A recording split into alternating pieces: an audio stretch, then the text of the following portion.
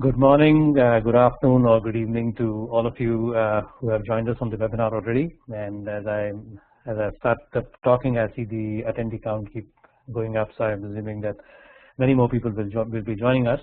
Warm welcome to all of you on this webinar, 3 ways to sync up Dev and Ops dependencies by Dominica DeGrandis, sponsored and hosted by Swift-Kanban. So let us just get started. Let me take you through what is going to be the agenda for today.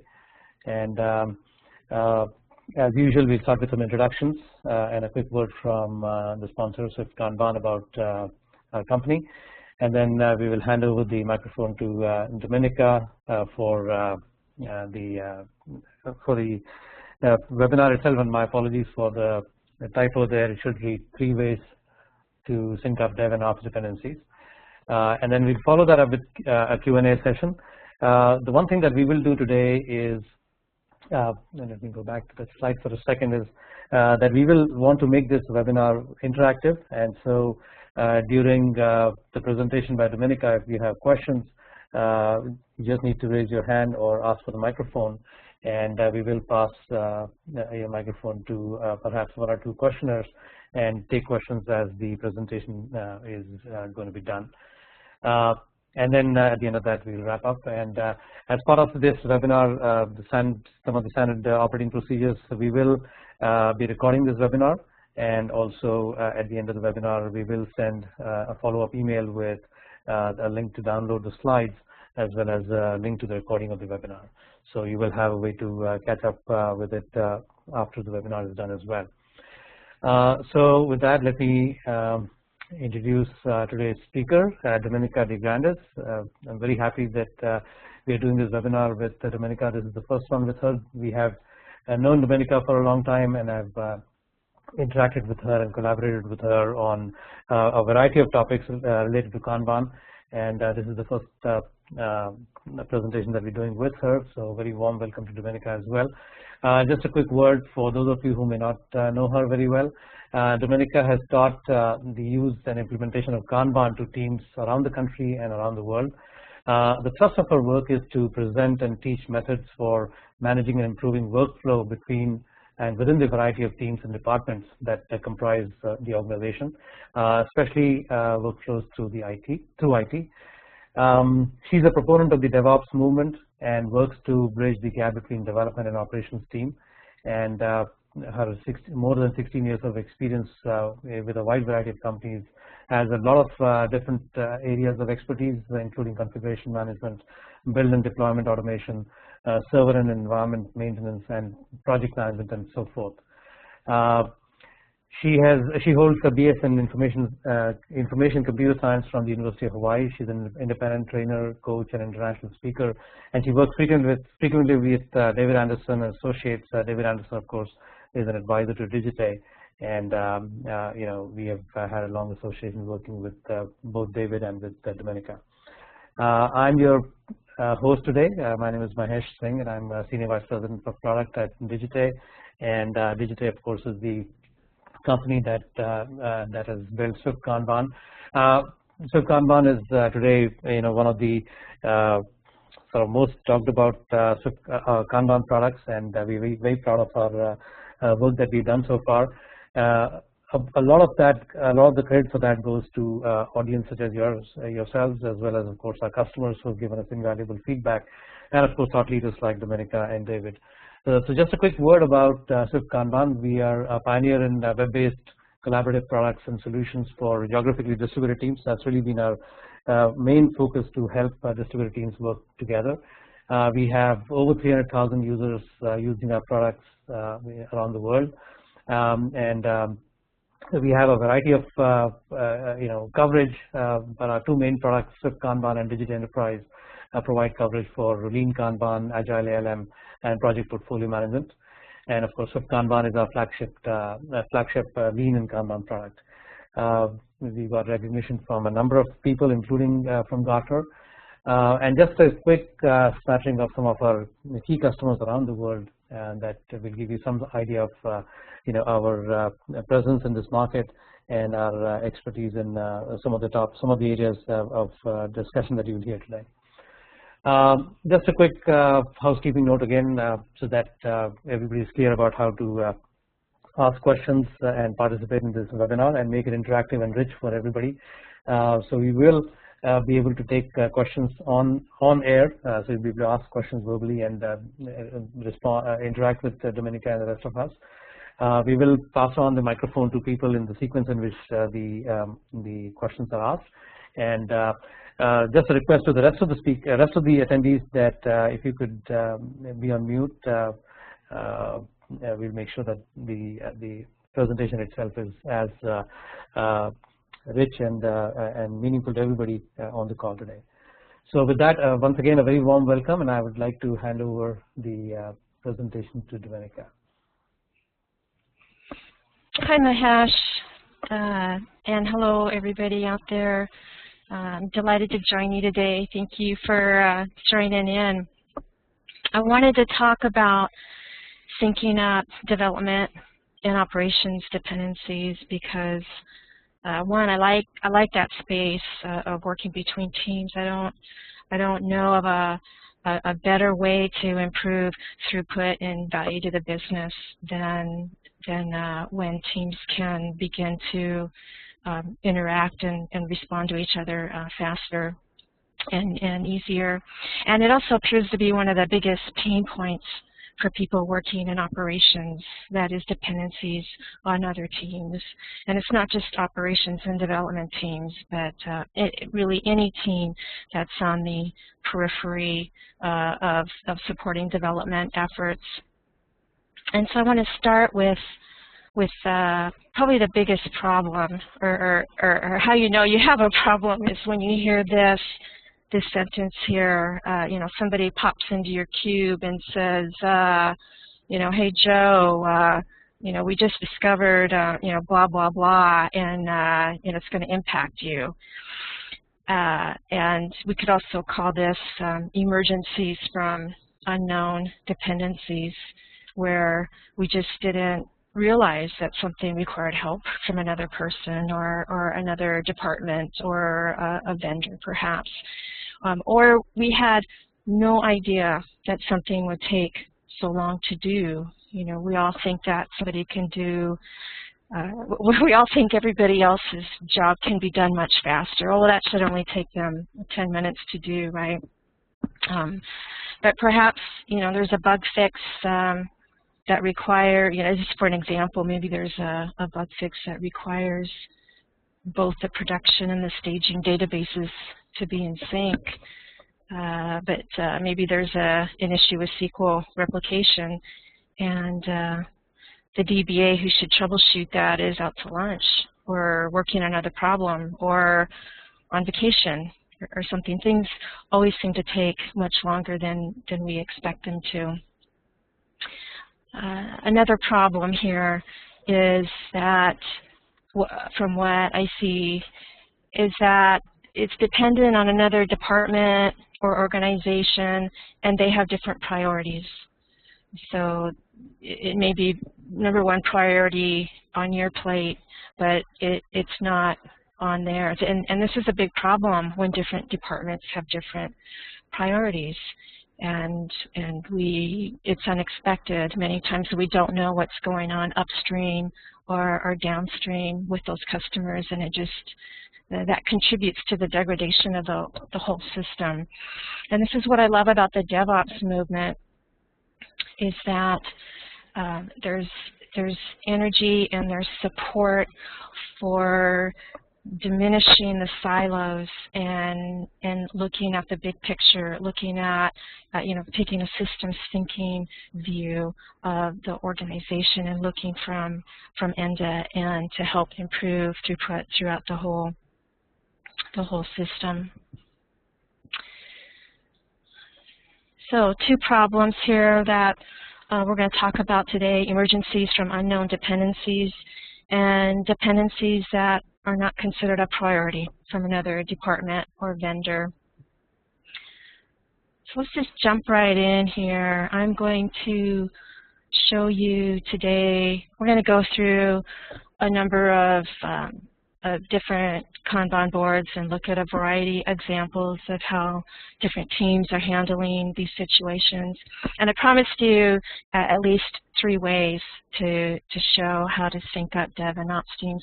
And the first way is to simply add, or maybe it's not so simple, but to include dependent tasks from other teams directly on to your board. This means that the work item flows through the, you're gonna show all the work that flows through the entire system. This example here goes from the time that the business selects a work item to do next, through analysis, through development. You can see the build ready queue that was included here, through test, and then on to deployment.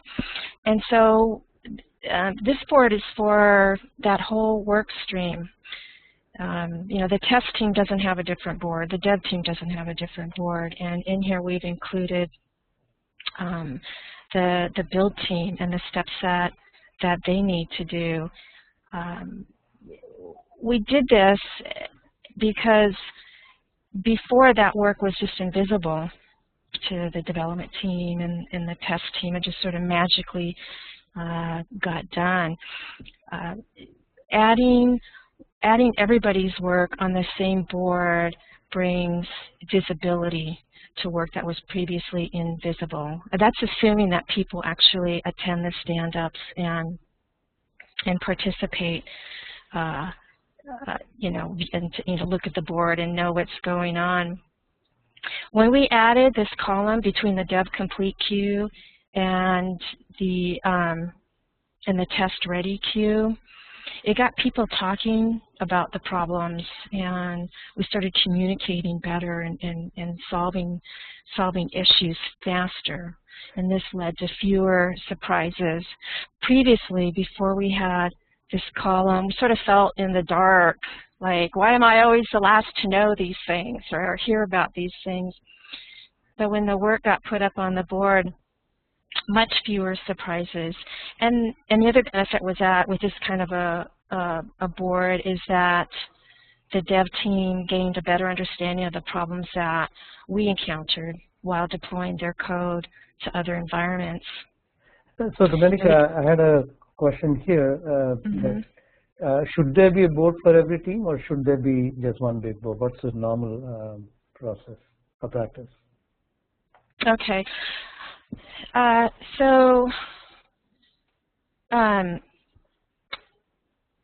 With one, if possible, the benefits of having one board for everybody is that everybody can see the big picture. Everybody can see where their little piece of work fits in the puzzle.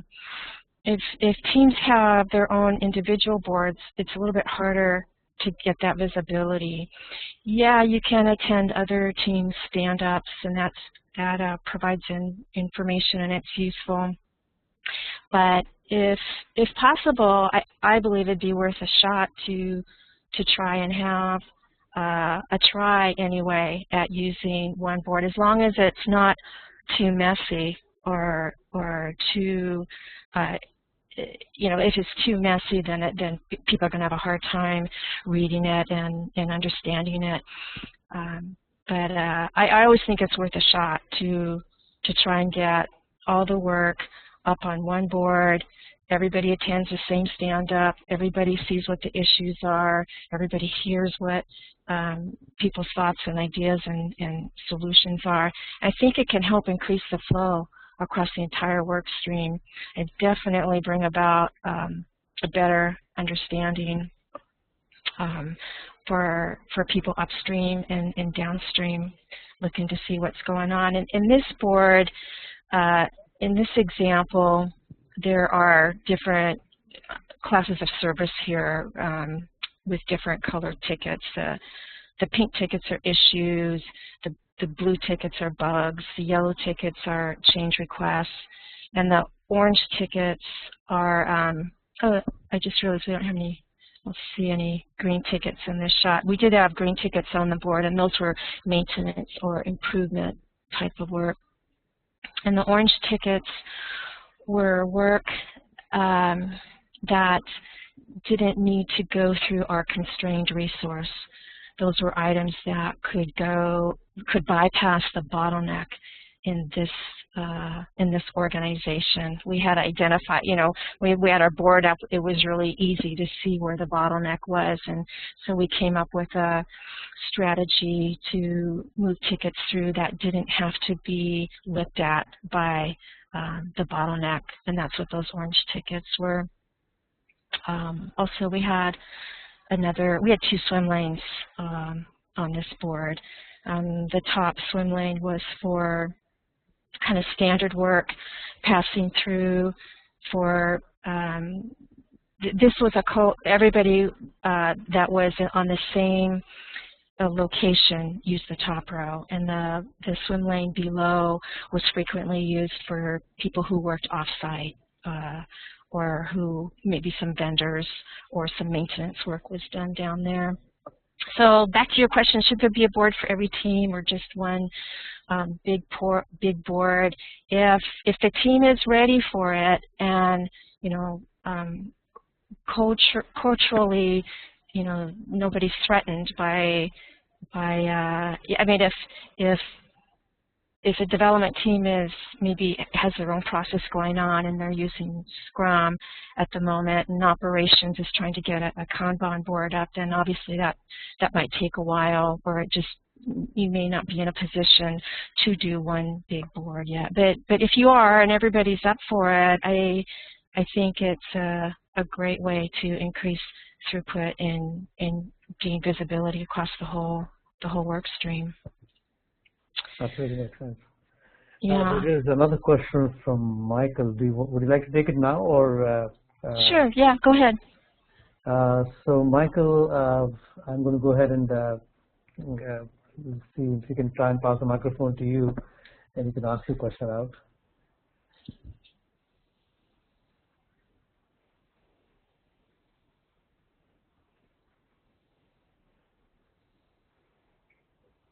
Can we pass the question? Can you pass the microphone to Michael? Not sure that we. Okay, there you go.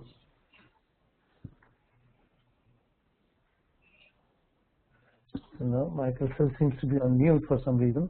Yeah, there you go. All right, hello. So I was just going to ask. So when you say put dependent tasks on, does that mean tasks from somewhere else, or you just somehow note that the tasks are dependent on the board? In this case, what I really mean is include a column for the team that you have dependencies on your board, so those work items can flow through your work stream. I see. And so does that team that has dependent items on your board, are they the ones who are updating that column, or are you updating that column? They would update it. Okay. Hopefully they would, you know, participate with your stand-ups. They may be a shared services team, and they may have work on another project or another board, or they may have their own board too. But if all the work that your team is dependent on is displayed on this board, and that team or those people have a column on that board, then I think that adds tremendous visibility, and it helps to start those conversations earlier that need to occur to avoid those catastrophic last-minute emergencies. Yeah, so I agree with that. I'm just wondering how happy those people will be to go around and update people's boards.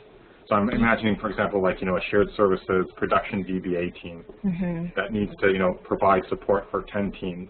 And so, you know, every day they need to go in and say, oh, we're setting up a new database, and they need to put that on everyone's board. Yeah, now that would be probably too hard.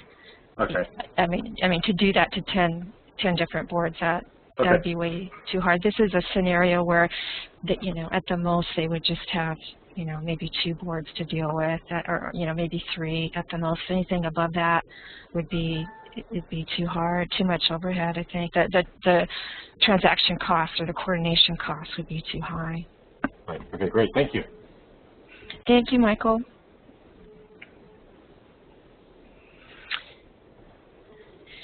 So if you can't get everybody on one board, then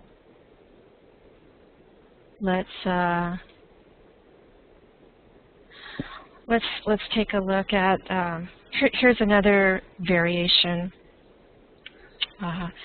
of a board where they just take a copy, they take a copy from the other board and put it right in their in progress board. They don't have a separate column.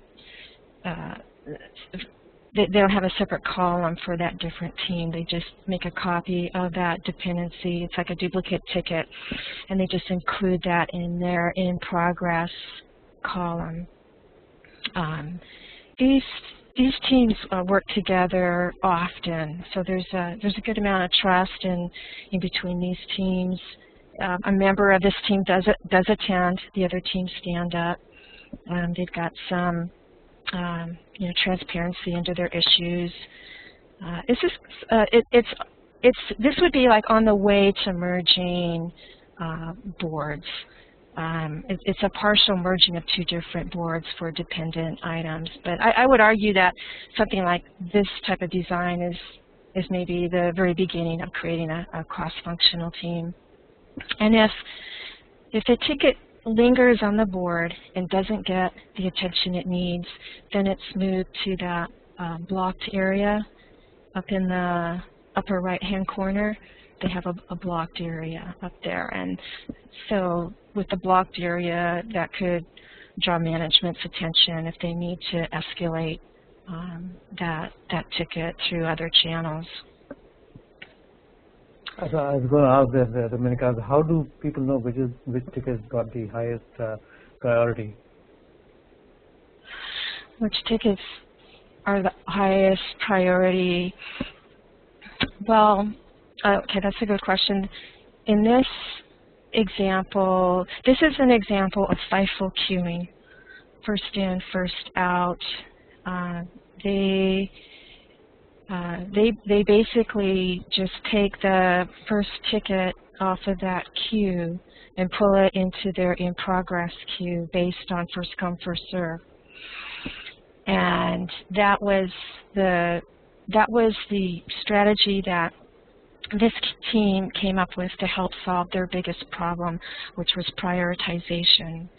Every board is unique, and every team has their own issues that are more problematic than others. So for them, they were having an issue on selection criteria. How do they know what the priority is? And they just laid down a policy that said first in, first out. And if a customer had a problem with that, then the policy was that, and by customer I mean like, downstream or upstream customer in-house, internally, would attend their morning stand-ups and bring their business case and say, and they would just have a quick chat about it at the stand-up, and if a ticket needed to jump the queue, then it would. I mean, obviously, they needed to have some kind of a expedite policy in place for emergencies to be able to go through the quick lane, and that was how they handled it. But it just settled down many of the interruptions that they were having, and it also stopped some of the what I want to say, cherry picking. It stopped some of the cherry picking. Sometimes we like to optimize for fun, right? And we like to pick work off the stack that we want to do, or that's fun to do, or that has the latest technology to do, and so that some of the legacy items don't get the attention they need. Or sometimes whoever shouts the loudest, or who's ever the most aggressive in the organization, sometimes their work gets prioritized higher. And this was just their approach for avoiding some of those problems, just to make sure that things got done in a timely fashion. Makes sense. Yeah. Okay.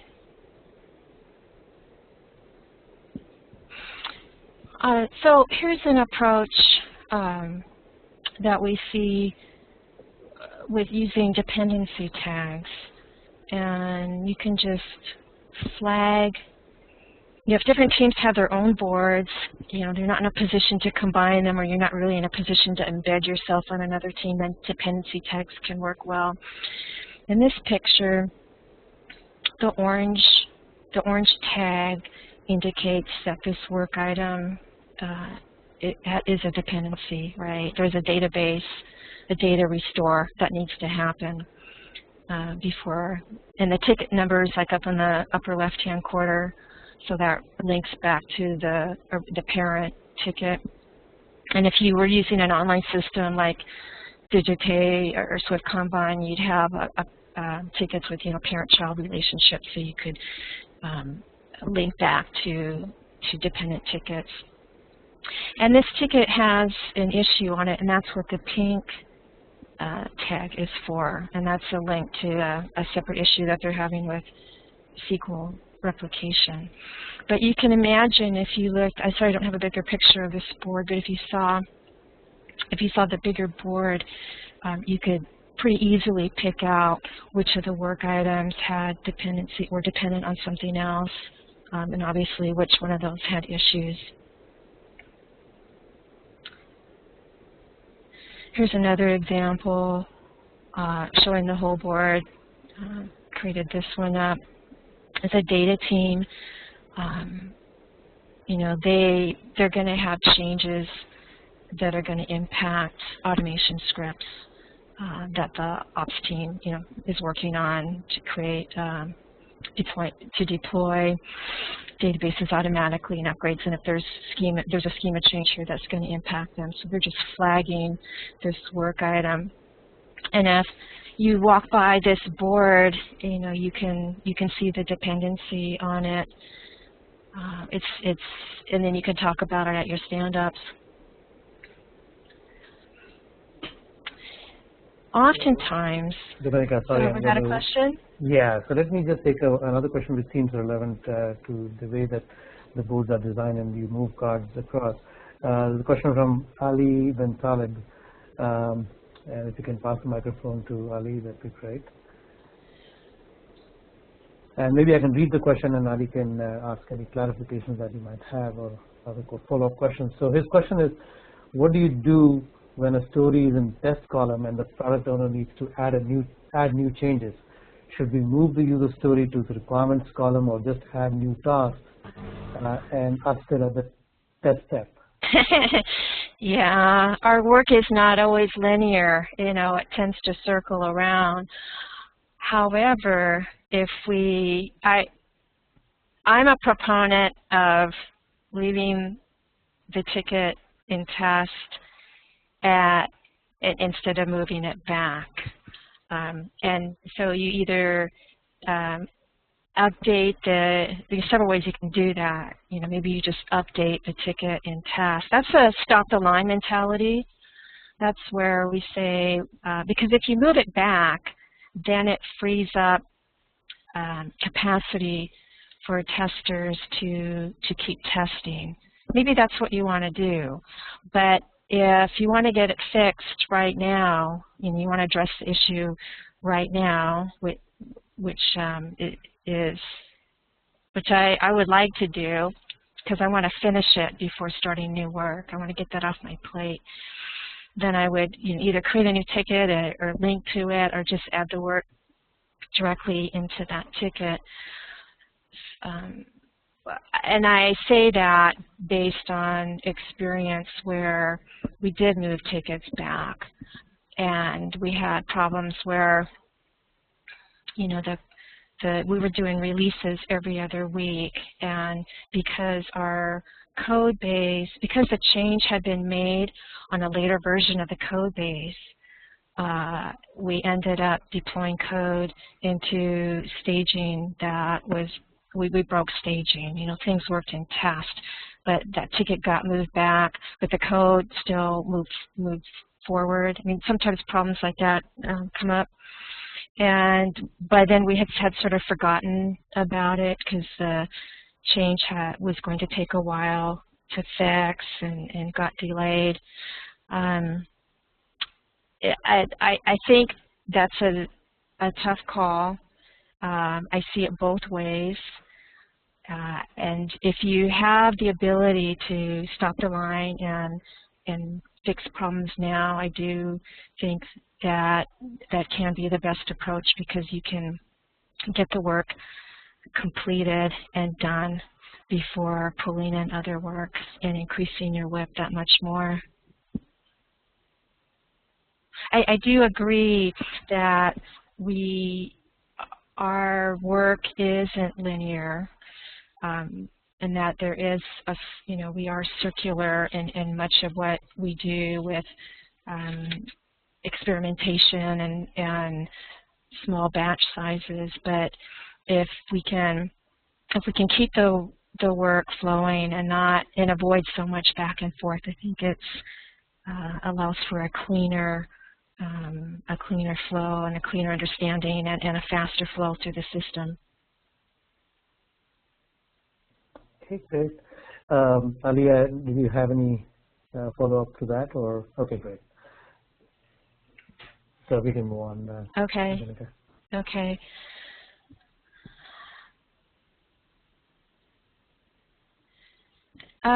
This is actually my board from a year ago, and I bring it up because of the waiting queue.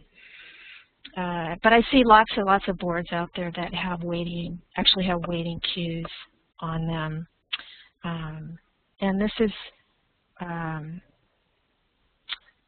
is where we do move tickets to waiting and then move them back to the spot they were in. So a couple of things here with the waiting queue. One, it brings all the brings visibility into one spot to things that are holding up the team. Two, if you have an actual queue on your Kanban board and you're tracking it through a digital system, then you're going to have a column that shows up on your cumulative flow diagram, and you can see just how many items are in your cumulative flow diagram and how long they've been there and how they're contributing to all of that work in progress, and you can capture some metrics on it. And with this kind of, speaking of visibility, visually representing, delays like this helps to trigger ideas and action. And you can't get that with a regular to-do list or a verbal description. When time's limited, like it usually is for us, pictures like this, or calling out or bringing delays and things that we're waiting on, this type of visibility is much better for comparisons than any kind of verbal description is. I was going to say that your board looks very organized, Dominica. Don't mind anybody like this. But I was curious about what is the next queue? Why do you have the next versus the next queue? Well, I saw that on a board in Germany, and I liked the concept, and I incorporated it into my board. I really, what the next column is not, it's not a committed column yet. It's stuff that I want to do. Say I have 100 things in my backlog, but I've got the top 10 out of those 100 things that are most important. It's kind of another holding area where I can get visibility onto the next 10 things that I want to do, but I haven't committed to them yet. So the clock hasn't started ticking on those items. The single next column to the right of the next column, those are items that I've committed to doing, where I can change my mind on things on the next column. And we do that in business all the time. We change our mind. We pivot on stuff. We decide that's not the direction we want to go. And so items can fall off of the next column. And I haven't really started work on them yet. And on this board, you can see I have one of each color. At that time, and I still use a bit of that strategy, I wanted to make sure that I was always working on at least one green ticket at a time, because the green tickets were represented maintenance work or my improvements to my daily work. And I didn't want to let the urgent work or the emergencies or the project type of work become so overwhelming that I wasn't ever able to keep up with the maintenance work. So, and the blue tickets represented, like R&D, research and development, or studying, reading all the websites that I wanted to read, all the books I wanted to read. And that's why there's so many blue tickets in the backlog, because I wanted to, there's just so much to read out there and so much to learn and study. I always wanted to make sure that I had one of those going on. But you can see that I didn't, I had a lot more blue tickets than I did the other types of tickets. So I only allowed myself one at a time. So the next column, although it can be, like currently I don't have the next column on my board. I have the backlog and the next in another area because it's too distracting for me. I just want to be focusing on, my next 4, doing what I'm waiting for and what's done. I'm just focusing on the right-hand side of the board, and with all those items on the left-hand side, it was a bit too distracting for me. Okay, I had talked about showing 3 ways, but when I got going on this, I ended up adding a few more. This one, I really like this board. I wanted to call attention to Mike Burrows. Got this board from Mike Burrows. He's out of the UK, and this is a board that he used in a financial business. And they allocated a special space, a special boxed area on the bottom toward the left. It's called infrastructure/database. And this Kanban system reflects this team's reality, and that they had a lot of dependencies on infrastructure and database. So they created a special area on their board to handle it. And they had identified, when you do this, you really need to identify policies. What's the policy for putting a ticket in that box, and what's the policy for pulling it out? How do you know which column it goes back into, and what if the WIP limit is already at its max when the dependency is done? So when you have a box like this, you have to have a discussion about what those policies are going to be for getting tickets in and out. But I like the way that they called attention to the dependencies visually like this. It's worth pointing out this resolved area in the lower right-hand corner too. If you notice up above in the top lane, there's pink issues stuck to other tickets. And when those were resolved, they moved them down to this resolved box on the bottom right. And that served as a feedback mechanism for them so that they could learn from that. They could,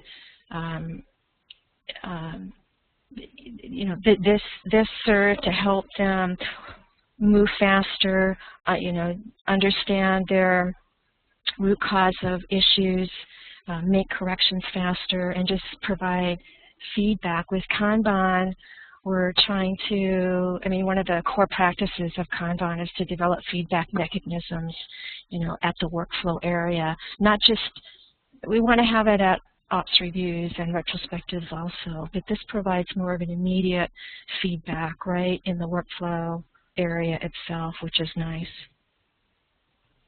And what is that middle lane? That looks like some sort of a special project almost. The middle lane is it was for an office move. So the middle lane could come and go as you needed it in your design. If you have projects, the upper lane is ongoing work. It's just ongoing, and they're releasing small batches all the time. The middle lane is more of a project lane, but it uses the same resources, so it's on the same board. And it's just an office move that they're tracking the different tasks that need to be done. And the green tickets are really for both lanes. The green tickets are the policies for moving a ticket from one lane to the next.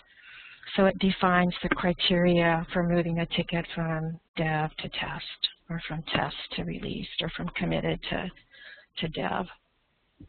Oh, that's very interesting. Is that something that is done often, that you have a ticket posted right there to explain?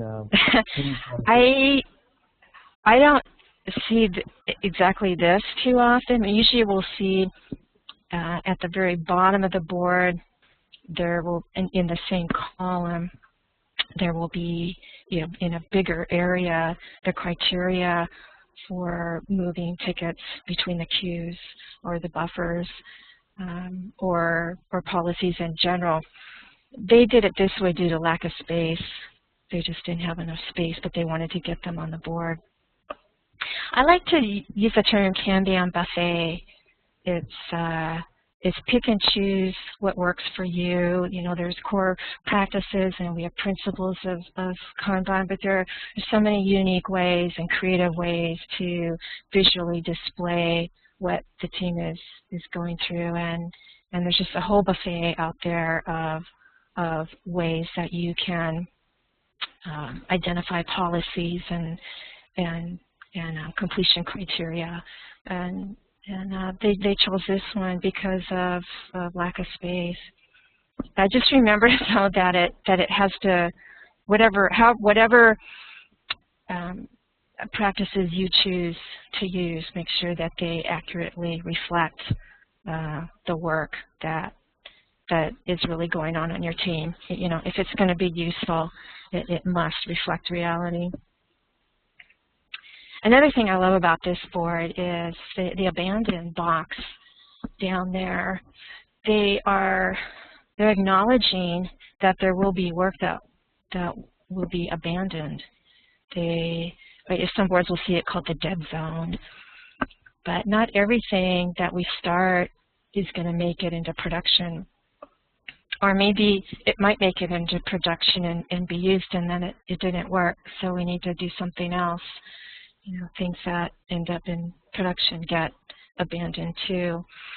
And this sets the tone. It sets expectations for the team that you're going to have abandoned work, which is quite different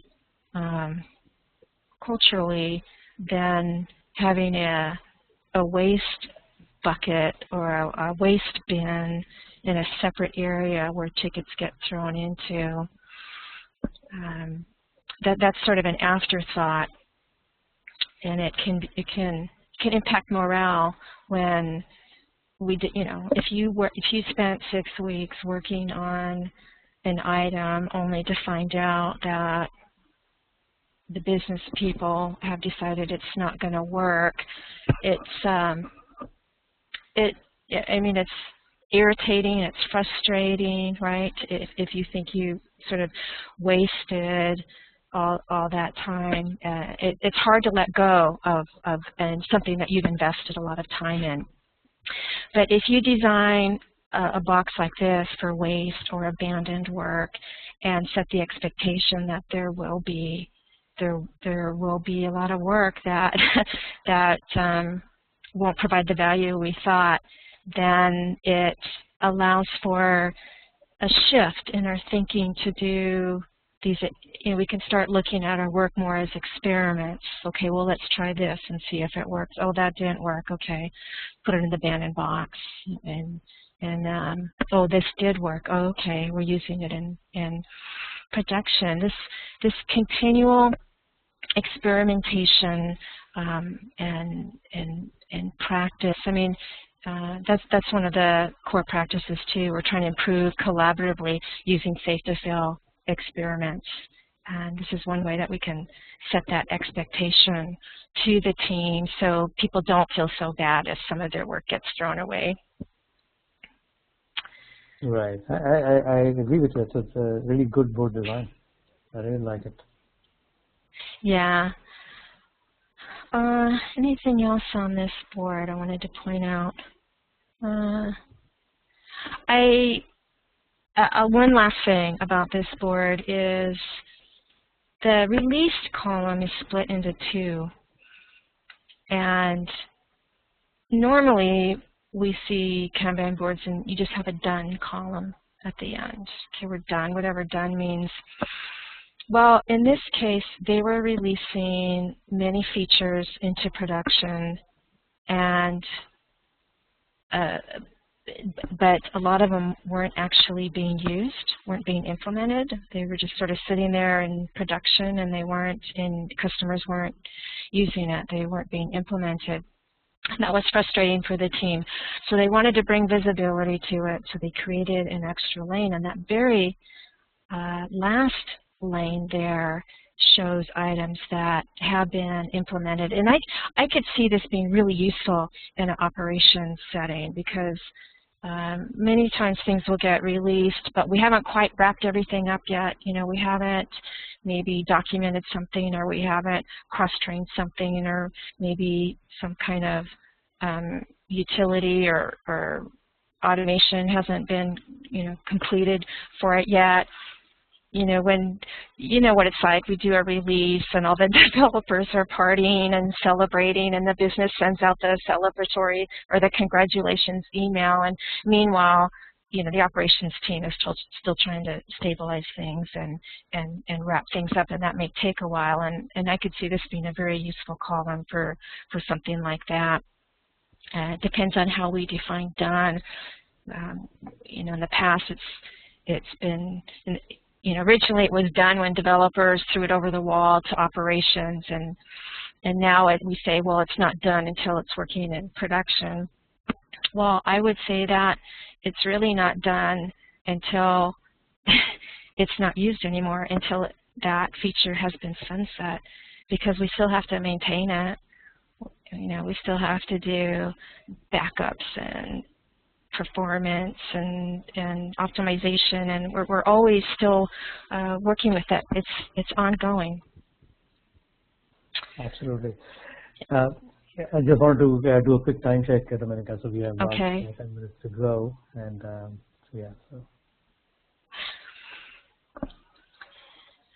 So I got time for another slide.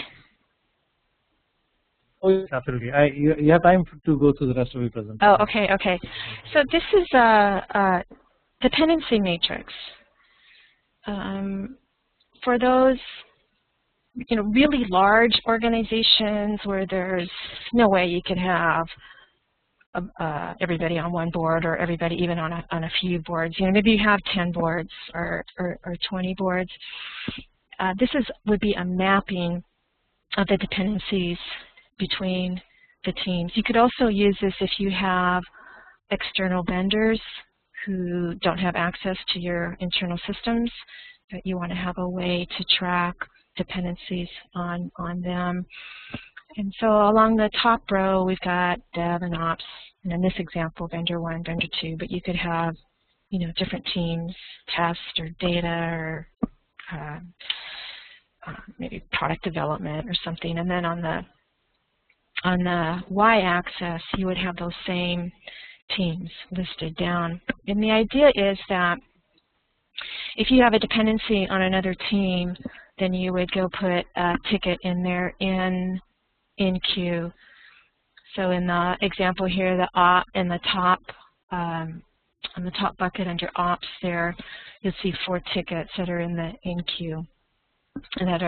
these are dependencies from the development team, and then the operations team would take that ticket or take a copy of that ticket, bring it back to their board, work on it. When they're done with it, they bring it back and put it in the out column. And you could see this way, in this example, they're all the same size, but you can imagine, like down at the bottom, I drew in an example. We talked about, this came out because we talked about this at the Kanban Leadership Retreat in Meyerhofen, Vienna, Austria last June. And it was discussed that wouldn't it be nice if you could see, if you could really get the big picture of just how many dependencies are hitting ops versus some of the other teams. And so if you had the space to really grow your list long, of course I suppose it would depend on your WIP limit, if you had WIP limits set on this board. But that this kind of visibility might be helpful for shared services teams, just to get a one-picture view of all the dependencies and how many are going in and how many are going out. And you could put metrics on this to measure how long things are taking. You know, the problem with this type of a board then is that it's another board to maintain and manage. But for some organizations, especially large organizations, it might work real well.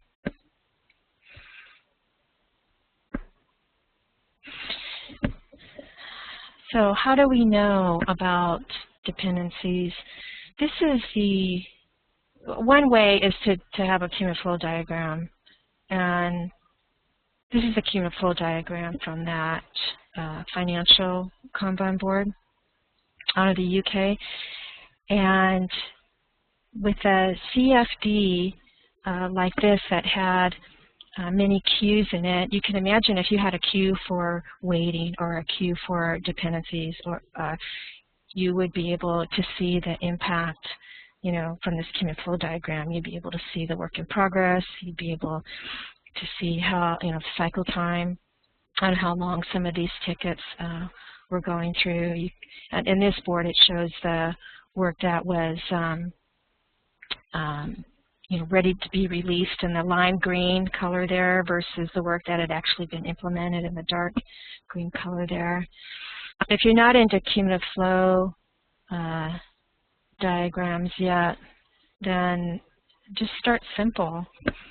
You know, tally up how many emergencies you have, or maybe that red line there could be emergencies related to dependencies, which is often the case. We're dependent on something and then it turns into an emergency.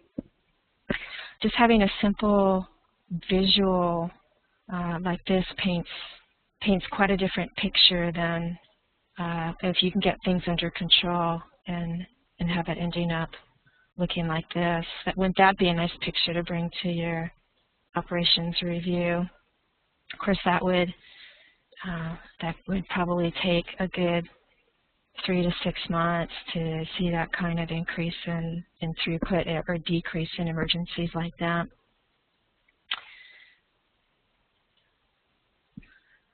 So we talked about, I said 3, but I lied. I actually talked about 5 ways to sync up Dev and Ops dependencies with various Kanban designs. The first being include those team's dependencies on your board, you know, if you can. If it means that team has to go around to 10 different boards, then those transaction costs are going to be too high. But if the team is you know, small enough, or if you can combine some of those boards so you don't have too many boards, then I think that brings the best visibility of all. 2, have a think about dependency tags on each other's boards as another way to flag them. 3, what about having a waiting queue? If you have a separate queue, then you can see them in your cumulative flow diagram, and also management knows where to go to see who's waiting on who. 4, just another variant of that would be a special boxed area on the board. And then 5, a dependency matrix, which can work well for really large organizations or external vendors. And with that, let's see if there's any more questions. That was a great presentation, Dominica. This is very fascinating. I think it really brought out some of the real experience that you've seen both with yourself as well as, of course, your customers and organizations that you worked with. And I think we've seen some of that with our customers as well. A significant number of our customers also are from IT and ops teams, and I think hopefully a number of them joined this webinar today and would have learned about board designs, effective board designs to bridge the gap between dev and ops teams, and really fascinating. So there is one question that I had from earlier, which I wanted to make sure that we ask, and that is about the use of tools. So this is from Tristan McLemore, and his question is, how often do you find that operations teams adopt and follow Kanban versus sticking with a simple ticketing system like a Jira or a Remedy without workflow and WIP? Well, how often or how challenging is it to transition over? His question is how often, but I guess you how could talk about both. Well, I'm seeing right now, I think ops teams that are able to transition to Kanban and have a separate system is really early adopter stage, because most ops teams, they have all their stuff in the ticketing system already, and unless it's easy, unless they have some API in place or they have the capability to automatically transfer that information into a Kanban design, it's too hard for them to do both independently. But the ones who are seeing tremendous benefit from it. There's some teams that have just gone to they like the paper, they like the physical board, and so they keep that on top of their electronic system, and they feel that the overhead of having to maintain a physical board in addition to their digital system is worth it. And I guess a related question around that, especially in the light of some of the discussion that has been taking place in communities like Kanban Dev, is that do you see visual boards that are simply just task boards, or are they really Kanban boards where people are trying to really implement the principles of Kanban? I do see a lot of task kind of boards, and I see some really creative boards based on the themes and the business that people are in. With Kanban, we're just starting where we're at. That's how we began. What are you doing now? And if what you have now is a task board, then that's what people know, and that's what people start, and they're just gradually, little by little, adding in some of these concepts to bring more visibility to their team, and then to acknowledge that everybody's going 90 miles an hour and that they do need to limit some of their work, and they find some way to reduce their work in progress. Yeah, I do see quite a bit of task board looking stuff out there. There are a number of examples on the Kanban Ops Yahoo group that I wanted to call attention to. It's like Kanban Dev, it's Yahoo. You just go to Kanban, just Google Kanban Ops, OPS, .com, and the Yahoo users group will come up. And this is where, people, in operations, trying to do Kanban post their questions or their case studies, and the community responds with answers. It's a great place to post questions about how other ops teams are using Kanban and what's working for them, what's not working for them. Everything is,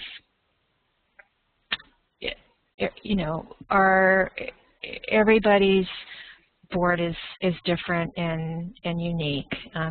We need to be careful about copying stuff from other boards. We need to make sure that it's useful for us. But the Kanban Ops group is a great place to get your questions answered. And then just lastly, I do have a couple of public Kanban for DevOps classes coming up, one in Seattle, November 6th and 7th, and the other in Chicago, December 5th and 6th. And you can get to those from my website at www.degrandis.com. Thank you very much. Thank you very much, Dominica. It was a great presentation. And thank you all for attending, making the time and attending today's webinar. There are a bunch of other questions that have also come in, and what we will do is make sure to answer those questions in follow-up emails. Please feel free to reach out to Dominica at the email that is displayed here, and also to Swift-Kanban for any question that you have on the use of electronic tools, and especially about use of Kanban in conjunction with other ticket management or other IT ops tools. We'd be certainly happy to answer those.